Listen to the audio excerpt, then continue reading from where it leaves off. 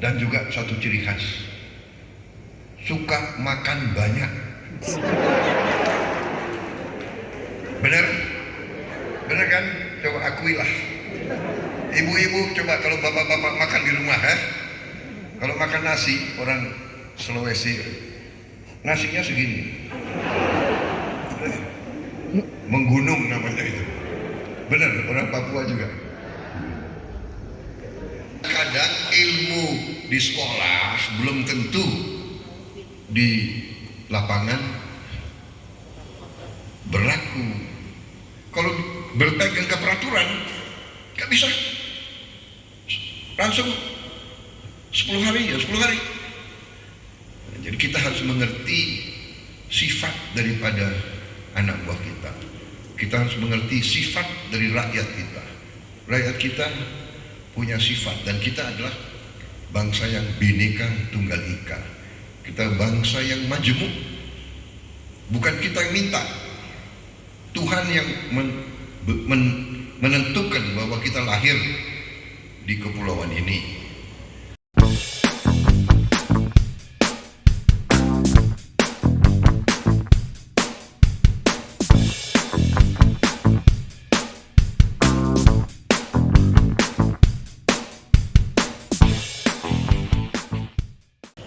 Saya sebetulnya juga setengahnya darah saya Sulawesi juga.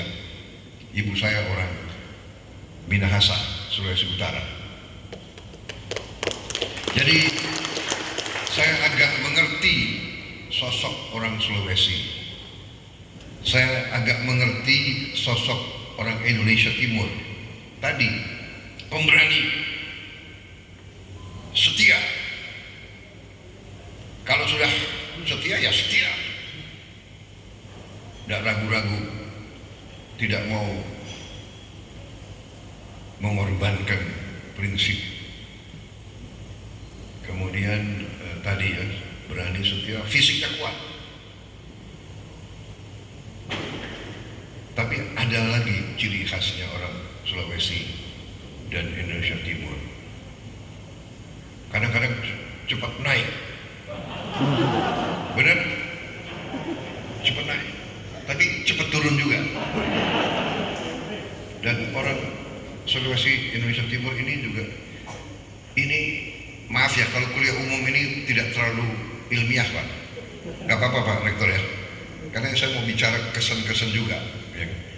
Kalau kalian dengar ilmu terus kan agak bosan, benar gak? Jadi tadi orang Indonesia Timur, Sulawesi, tapi juga orang sama Indonesia Timur, orang Papua sama Pak. Ya, benar kan? Setia. Orang Papua itu kalau udah hatinya dipegang setia. Fisiknya kuat. Orang Papua itu bisa jalan berhari-hari, nggak pakai sepatu, naik gunung turun gunung, kuat. Hanya tadi ada sifat satu lagi. Tadi cepat naik, cepat turun. Saya dulu komandan pasukan. Kalau pasukan saya terdiri dari banyak orang Indonesia Timur, ransum yang harusnya 2 minggu, 8 hari habis.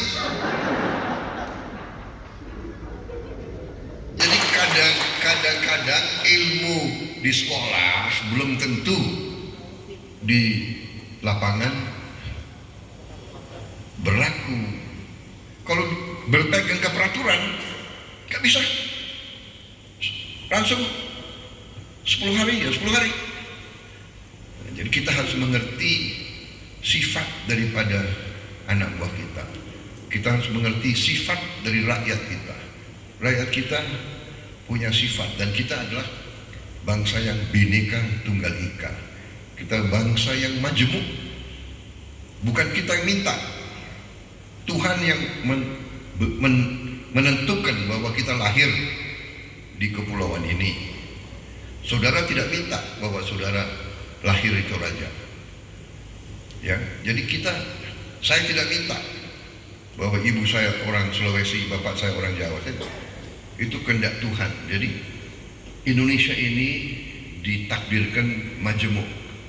Artinya banyak suku, banyak ras, banyak agama, banyak budaya, banyak bahasa. Bagaimana begini banyak kemajumukan bisa jadi satu? Nah, ini adalah salah satu kecemerlangan bapak-bapak pendiri-pendiri bangsa kita, mampu mempersatukan. Kenapa tadi kata dari pendeta yang saya kutip atau yang saya ingat, beliau kata kuncinya adalah tadi apa itu, menghargai toleransi kerukunan, ya kan? Kerukunan. Saya, bapak saya Muslim Jawa, ibu saya Kristen, rukun sekian puluh tahun, ya kan? Bertengkar, mana ada suami istri tidak bertengkar, tapi bertengkarnya tidak pernah soal agama. Bertengkarnya ya biasalah soal kehidupan, ya kan, wajar. Di situ saya lihat, ya inilah keindahan Indonesia, bahwa Indonesia itu indah, Indonesia itu sejuk, Indonesia itu rukun sebenarnya, harmonis sebenarnya, ya kan. Dan saya masuk di tentara, saya lihat Indonesia ini karena kayanya. Sekarang ini kita Indonesia ekonomi kita berada di ekonomi antara 16-17 di dunia. Makanya kita masuk G20. Kita masuk G20. Berarti kita dari 200 negara di dunia sekarang, 200 negara, kita nomor 16. Karena itu kita masuk G20. Sebentar lagi Presiden kita Pak Joko Widodo akan berangkat ke Italia untuk pertemuan G20. Tahun depan kita tuan rumah G20.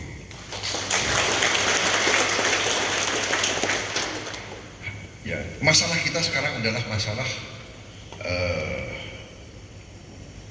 bagaimana memeratakan kekayaan kita. Bagaimana kekayaan ini bisa sampai dirasakan oleh seluruh lapisan. Ya. Itu masalah dan itu perjuangan kita. Siapapun presiden, itu tantangan. Siapapun gubernur, siapapun bupati, siapapun harus memikirkan bagaimana rakyat paling bawah, rakyat paling miskin, rakyat paling susah bisa mendapat perhatian yang lebih, supaya kekayaan Indonesia bisa mereka nikmati juga.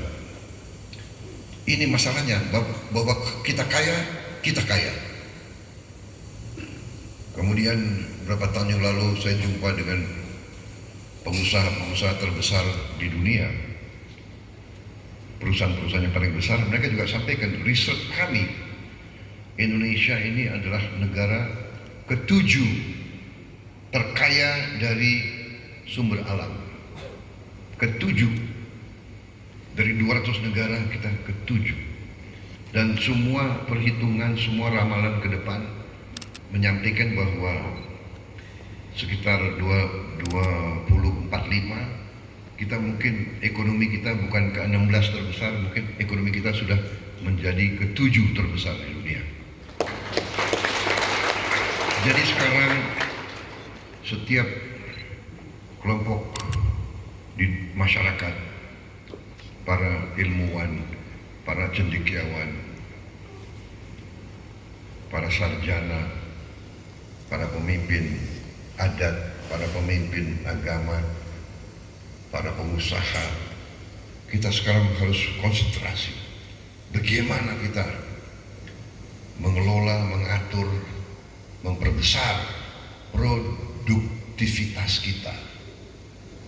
kita harus produktif. Dengan kekayaan yang diberikan Tuhan kepada kita juga membuat kita kadang-kadang terlalu santai. Bangsa Indonesia ini terlalu santai dahulu, sekarang sudah sadar bahwa kita harus kerja keras. Saudara-saudara sekalian, dunia kita berkembang dengan sangat pesat. Teknologi sudah semakin sangat maju. Karena itu kita harus mengejar itu. Dan karena itu pendidikan sangat penting. Karena itu saya berterima kasih mendapat kehormatan bicara di forum seperti ini. Dan tiap forum seperti ini saya ingin manfaatkan untuk mengingatkan bahwa kita negara besar, kita negara kaya, dan rakyat kita baik. Semua suku, semua agama, rakyatnya baik. Saya sudah keliling Indonesia berkali-kali di mana-mana. Semua suku pada dasarnya baik, rakyat kita baik.